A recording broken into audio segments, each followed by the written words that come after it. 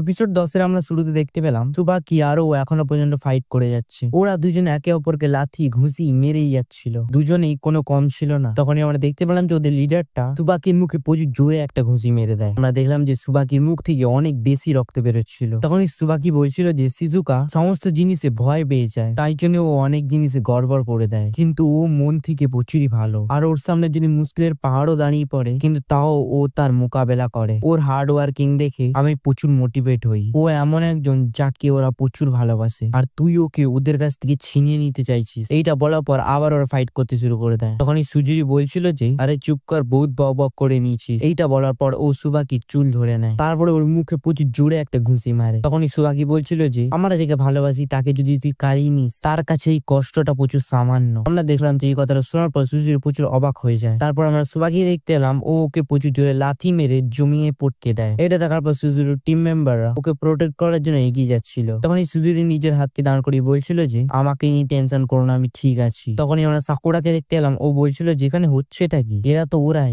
যারা নিজেদের টিমমেটের উপর দাঁড়িয়ে হেঁটে হেঁটে আসছিল, তাহলে ওরা একে নিয়ে এত টেনশন করছে কেন? তখনই সুজুরি বলছিল যে তুই যেসব কথা বলছিস না সেগুলো বানানো কথা, কারণ সত্য সবসময় উল্টোই হয়। তখন আমরা সুজুরুর ছোটবেলার সিনকে দেখতে এলাম। সুজুরুর লাঞ্চ বক্সে প্রতিদিন বিস্কুট থাকতো, যেগুলোকে ও নিজের বন্ধুদের সঙ্গে সমান ভাগে ভাগ করে খেত, কিন্তু এগুলো খেয়েও ওদের খিদে মিটত না, আর এর জন্য ওরা সবসময় বিস্কুট কেড়ে কুড়ে খেত। আর এইসব জিনিসপত্র সুজুরুর পছন্দ ছিল না, এই জন্য ও নিজের ভাগের খাবারটাকে সমান ভাগে ভাগ করে সবাইকে দিয়ে দিত, কারণ ও নিজের বন্ধুদেরকে প্রচুর ভালোবাসতো। আর ও সবসময় এটাই ভাবতো যে একদিন না একদিন ওর ভাগ্য বদলাবে আর ও একটা ভালো লাইফ কাটাতে পারবে। কিন্তু সত্যি সবসময় উল্টো হয়, কারণ ধীরে ধীরে সুজুরুর বিস্কুটের পিছনে পিছনে আরো লোকেরা চলে এসেছিল, যার জন্য বিস্কুট ভাগ করতে করতে ছোট হয়ে যেত। তখনই ও বুঝতে পেরে যায় যে যতই অপেক্ষা করে নিক না কেন ওর শহরকে কেউ বাঁচাবে না। নিজের খিদেকে মেটানোর জন্য ও শেষ পর্যন্ত এটাকে বেছে নেয় যে ওকে নিজেকে বদলাতেই হবে। তখনই ও একদিন ওর সমস্ত বন্ধুদেরকে বলছিল যে আমরা সবাই মিলে একটা টিম বানাই, চলো, যদি আমরা এটা না করি তাহলে আমরা একদিন না একদিন বেকার বেকার খিদের চোটে মরে যাব। তখনই বাকি ছেলেরা বলছিল যে আমাদের কাছে তো কিছুই নেই, তো আমরা করবো কি? তখনই সুজিরু বলছিল যে কে বলেছে আমাদের কাছে কিছু নেই, আমাদের কাছে একটা টিম আছে, আর ওই টিমের মেম্বার আমরা সবাই। আমরা কাজ করে যেই সব জিনিসপত্রগুলোকে হাসিল করব সেগুলো আমাদের মাঝখানে সমান ভাগে ভাগ করা হবে, এটা হবে আমাদের মেন রুল। এইসব করতে গিয়ে যদি আমাদের মধ্যে কেউ কাজ করার অবস্থাতে না থাকে, তবুও আমরা সমান ভাবে ভাগ করে লাইফ কাটিয়ে দিতে পারবো। আমরা দেখতে তো অনেকজনই হব, কিন্তু আমরা হব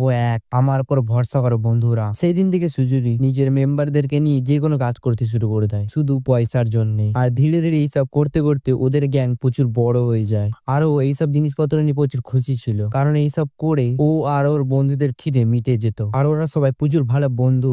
আর এটা নিয়ে কোনো ফারাক পড়ে না যে ওরা কারুর কাছ থেকে কিছু কেড়ে নেয়, ওরা যেসব জিনিসপত্র এখনো করছে ওরা এইসব কিছু এরকমই করতে থাকবে। এটা দেখার পর সুজুরি আবার সুবাকির উপর অ্যাটাক করে দেয়, দিয়ে বলছিল যে তুমি বলছিলে যে কোনো জিনিস হারিয়ে যাওয়ার পর তোমার প্রচুর কষ্ট হয়, ওইটা তুমি এই জন্য বলেছিলে কারণ তোমার কাছে হারিয়ে যাওয়ার জন্য কিছু আছে, কিন্তু আমার ভাগ্য তো এতটাই খারাপ যে আমার কাছে ওটাও নেই। তখনই ও মনে মনে সুবাকির ওই কথাটা মনে করে যখন সুবাকি ওকে বলেছিল যে তুমি সিজুকাকে দেখে জেলেস ফিল করছো, কারণ ওর কাছে অনেক কিছু আছে কিন্তু তোমার কাছে কিছুই নেই। তখন সিজুরি আবার বলছিল যে এই জুড়ে তুমি চাই কিছু বলে নাও না কেন, এইসব কথা আমার কাছে বেকার ছাড়া আর কিছু না। এইটা বলার পর প্রচুর জোরে সুবাকি মুখে ঘুষি মারে। তখনই আমরা দেখলাম যে ওই ঘুষিটা খাওয়ার পর সুবাকি একটু পিছনে সরে যায়, কিন্তু তাও নিজের পায়ে দাঁড়িয়ে ছিল। তখনই সুবাকি বলছিল যে বেকার, যদি এটা বেকারই হয় তাহলে তুমি এত দুঃখিত কেন দেখতে লাগছো? এখন মনে হচ্ছে যে তুমিও ভেতরে ভেতরে প্রচুর কষ্ট পাচ্ছ। আমি তোমার বিষয়ে আরো গভীর থেকে জানতে চাই, আমাকে বলো নিজের বিষয়। আমরা দেখলাম যে এই কথাটা শোনার পর সুজুর উপর রেগে গিয়ে ওর উপরে অ্যাটাক করে দেয়। আমরা দেখলাম যে সুজুর আর সুবাকির মাঝখানে আবার লাথি ঘুষি ফাইট শুরু হয়ে যায়। সুজুর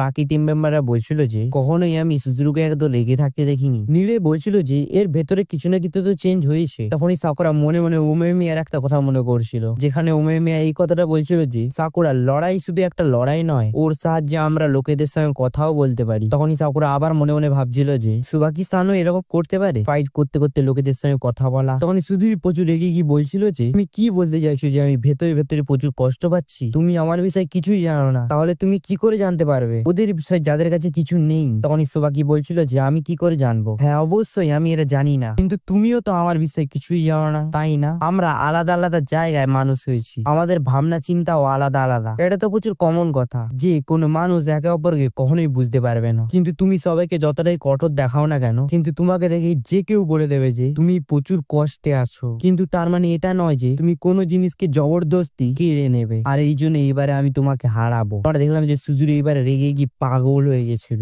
আর ও যখনই সুবাকির উপরে অ্যাটাক করতে যাচ্ছিল তখনই আমরা দেখলাম যে সুবাকি ওকে একটা লাথি মেরে পাল্টে ফেলে দেয়। সুজুরু মনে মনে ভাবছিল যে আমি হারতে পারি না, তাহলে আমরা আবার ওখানে চলে যাব যেখানে আমরা শুরু করেছিলাম। আমরা এত কষ্ট করে যে মুকামটাকে হাসিল করেছিলাম এই সব কিছু বেকার হয়ে যাবে। তখনই আমরা দেখলাম যে ও দাঁড়ানোর প্রচুর চেষ্টা করছিল, কিন্তু ও নিজের পায়ে দাঁড়াতে পারছিল না, ও নিজের হাঁটু বেড়ে নিচে পড়ে যায়। তখনই আমরা দেখলাম যে সুবাকি আস্তে আস্তে করে ওর দিকে হেঁটে হেঁটে আসছিল। তখনই ও প্রচুর রেগে গিয়ে বলছিল যে আমার বডি দাঁড়িয়ে পড়, দাঁড়িয়ে পড়। তখনই আমরা সুবাকিকে দেখতে পেলাম ওর সামনে বসে বলছিল যে আমাকে ক্ষমা করে দাও। তখনই আমরা দেখলাম যে এই কথাটা শোনার পর সবাই অবাক হয়ে যায়। সুদুরি এতটাই অবাক হয়ে গেছিল যে ও বলছিল যে তুই কি বলছিস। তখনই সুবাকি বলছিল যে তুমি জানো আমার কাছে এমন একটা জিনিস আছে যাকে আমি প্রচুর পছন্দ করি, কিন্তু এই জিনিসটা আমার কাছে সবসময় ছিল না। আমি সবসময় কষ্ট পেতাম, যে কষ্টটা তুমি এখন পাচ্ছ, কিন্তু আমার কাছে কিছু লোক ছিল যারা আমাকে এই কষ্ট থেকে বাঁচিয়েছে। তখন ও রেগে গিয়ে বলছিল যে তাহলে তুমি আমার কাছ থেকে কি শুনতে চাইছো? তুমি এইটা শুনতে চাইছো যে হ্যাঁ আমি তোমার জন্য অনেক খুশি। তখনই সুবাকি বলছিল যে তোমার কাছে ভালোবাসার জন্য কোনো জিনিসই নেই, তাই জন্য আমি তোমাকে জাজ করতে পারবো না, কিন্তু আমি তোমাকে এইটুকু দেখে বলতেই পারি যে তুমি এখন প্রচুর কষ্টে আছো,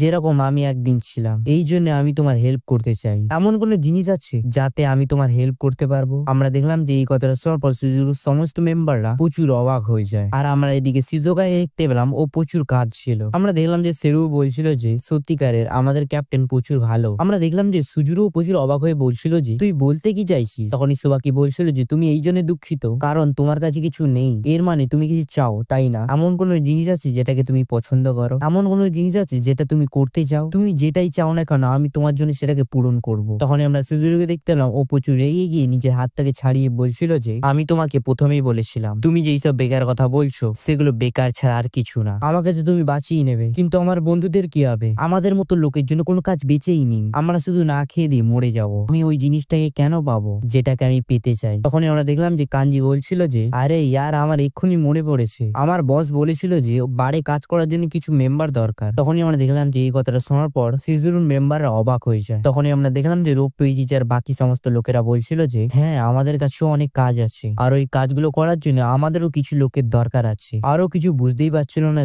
যে এরা ওদের হেল্প কেন করছে। তখনই আমরা দেখলাম যে কাঞ্জি বলছিল যে আমি প্রথমেই বলে দিচ্ছি কোনো ভুলভাল কথা ভাববে না, আমি তোমাদেরকে ক্ষমা করিনি, আর আমি এটা জানিও না যে আমি তোমাদেরকে কখনো ক্ষমা করতে পারবো কিনা, কিন্তু আমি বুঝতে পারছি তোমাদের অবস্থা কিরকম, কারণ একদিন আমি নিজেই ভুল রাস্তায় চলছিলাম আর কেউ আমাকে ওই রাস্তা থেকে সরিয়ে এই রাস্তায় নিয়ে এসেছিল, যেরকম এখন সুবাকি তোমাকে ভালো রাস্তায় নিয়ে আসার চেষ্টা করছে। তখনই আমরা দেখলাম যে ও নিজের ছোটবেলাকে ইমাজিনেশন করতে শুরু করলো, যেখানে ও একটা রাস্তায় দাঁড়িয়ে ছিল এই ভরসায় যে ওর শহরকে কেউ বাঁচিয়ে নেবে, ওর চাইল্ডহুডকে কেউ ভালো একটা লাইফ দেখাবে। তখনই ওই ইমাজিনেশন করছিল যে ওর সামনে কাঞ্জি আর সুবাকি নিজের হাতকে ওর দিকে বাড়িয়ে দিচ্ছিল একটা নতুন লাইফ দেওয়ার জন্য। তখনই আমরা দেখলাম যে নিচে বসে বলছিল যে আরে ইয়ার আমি এটা আর করতে পারবো না, আমি হার মানলাম, তোমরা কোন মাটিরই তৈরি? তখনই নিডে এই সব কিছু দেখে সুওকে বলছিল যে সু কিভাবে একটা মানুষ এত ভালো হতে পারে। তখনই সুও বলছিল যে দুজনকে দেখে বুঝতে পারছি যে এরা দুজন অনেক কষ্ট সহ্য করেছে, এই জন্য এদের মন আর এদের শক্তি এত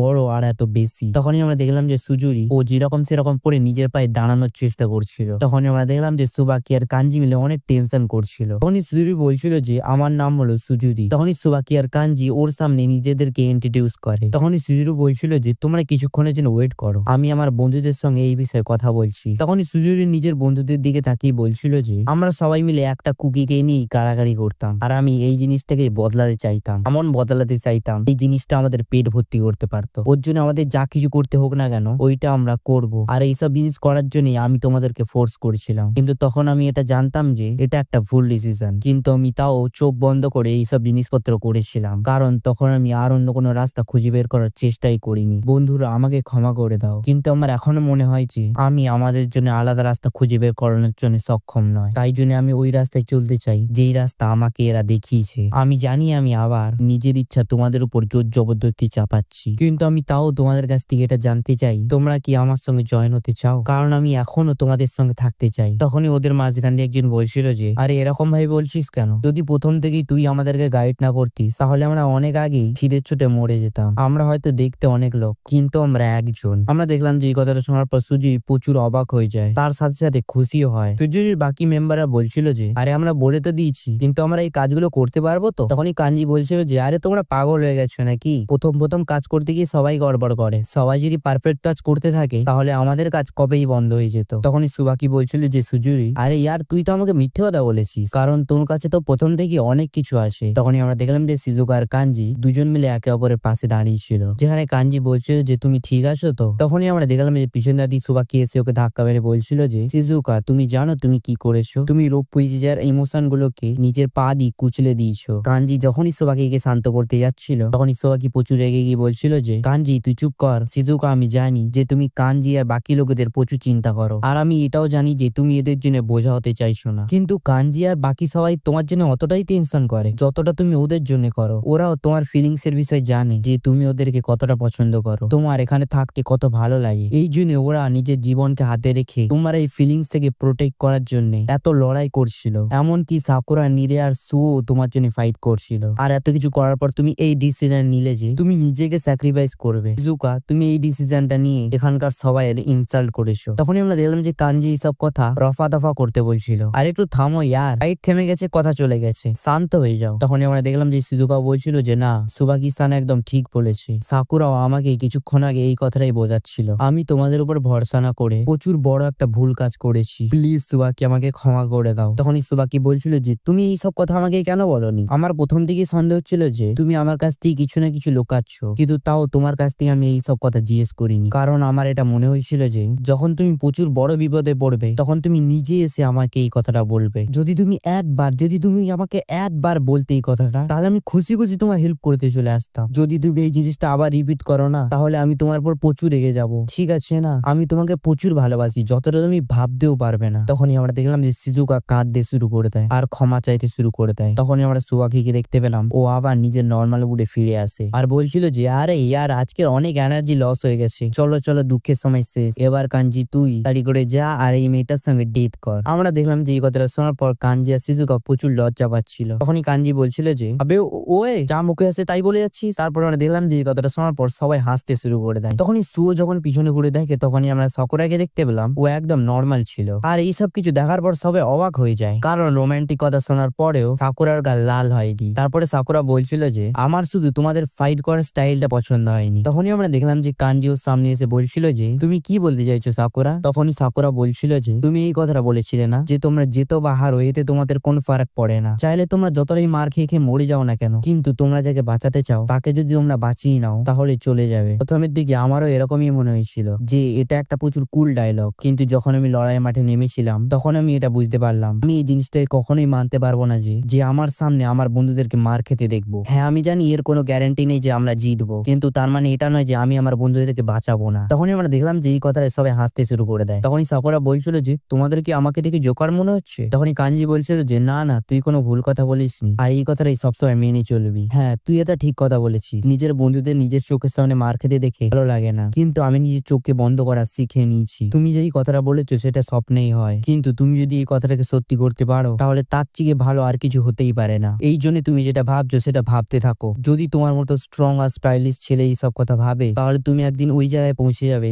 যেখানে তুমি যেতে চাও। তখনই আমরা সাকুরাকে দেখতে পেলাম ও প্রচুর লজ্জা পেয়ে বলছিল যে আরে এই কথাটাই তো আমি একটু আগে বললাম। তখনই নিরি আর সুও বলছিল যে আরে সাকুরা আমি জানতাম না যে তুমি আমাদের জন্য এতটা ভাবো, আমাদেরকে এতটা ভালোবাসো। তখনই কাঞ্জি বলছিল যে সত্যিকারের সুবাকি তোমাদের স্কুলের ফিউচার প্রচুর ব্রাইট। তখনই সুবাকি বলছিল যে আরে তুই নজর লাগাস না। তখনই কাঞ্জি বলছিল যে সত্যিকারে ইয়ার আমি আর ওয়েট করতে পারছি না এইটা দেখার জন্য যে এরা ভবিষ্যতে কি করবে। তখনই আমরা শুধু রেখে দেখতে পেলাম ও বলছিল যে কাঞ্জি আমাকে আর একবার তোমার কাছ থেকে ক্ষমা চাইতে দাও, তোমার অনেক অনেক ধন্যবাদ। তোমার এখানে এত ভাঙচুর করার পরেও তুমি আমাদেরকে এখানে আশ্রয় দিয়েছো, আজ থেকে আমরা তোমার উপরে ভরসা করবো। আর শিজুকা আমি তোমার কাছ থেকেও ক্ষমা চাইছি, আজকে যেটা হয়েছে তার জন্য আমি প্রচুর লজ্জিত। আমি জানি আমার এখানে কাজ করবো বলে তুমি প্রচুর ভয় পাচ্ছ, এই জন্য তোমার যদি কিছু বলার থাকে তাহলে তুমি আমাকে অবশ্যই বলবে। আমি এদের সবাই রেসপন্সিবিলিটি নিলাম, আর আমি তোমাকে প্রতিজ্ঞা করলাম যে এরা কখনোই তোমাকে হার্ট করবে না। তখনই শিজুকার কাছে গিয়ে বলছিল যে যেরকম তুমি বললে আমি সত্যিকারে প্রচুর ভয় পেয়ে আছি, কিন্তু আমি এটাও জানি যে তোমরাও প্রচুর কষ্টে আছো, আর এটা এমন একটা জায়গায় যেখানে আমাকেও বাঁচিয়েছে, যেরকম ভাবে এখন তোমাদেরকে বাঁচাচ্ছে। এটা তোমার পাওয়া না যে তুমি এখানে থেকে নিজেকে বদলাও। এই জন্য আমি এর বিষয়ে কমপ্লেন করার যোগ্য নয়। এই জন্য চলো সবাই মিলে আমরা নিজেদের বেস্ট দিই। তারপর আমরা দেখলাম যে এই কথাটা শিজুকার মুখ দিয়ে শোনার পর ও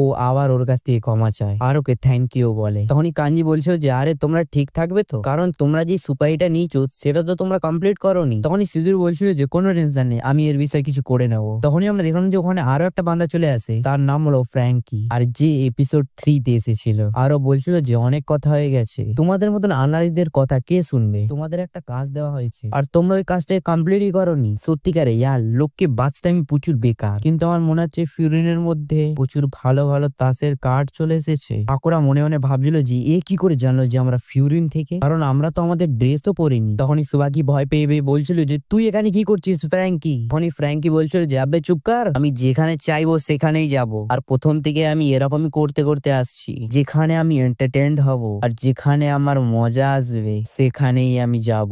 আমি শুধু আমার পুরো জীবন মজায় কাটাতে চাই, যতক্ষণ না আমার মৃত্যু চলে আসে। বন্ধুরা, এটা এপিসোড তোমাদের যদি ভিডিও ভালো লাগে থাকে তাহলে প্রতিবারের মতো বলছি একটা লাইক করে দেবে, আর এরকমই যদি ভিডিও চাও তাহলে আমাদের চ্যানেলকে সাবস্ক্রাইব করে বেল নোটিফিকেশনটাকে অন করে নেবে, কারণ আমরা যতক্ষণ চেষ্টা করি উইন ব্রেকারের ভিডিও তাড়াতাড়ি ছাড়ার। চলো ততক্ষণের জন্য টাটা বাই বাই, আবার যেন তোমাদের পরের ভিডিওতে দেখা পাই।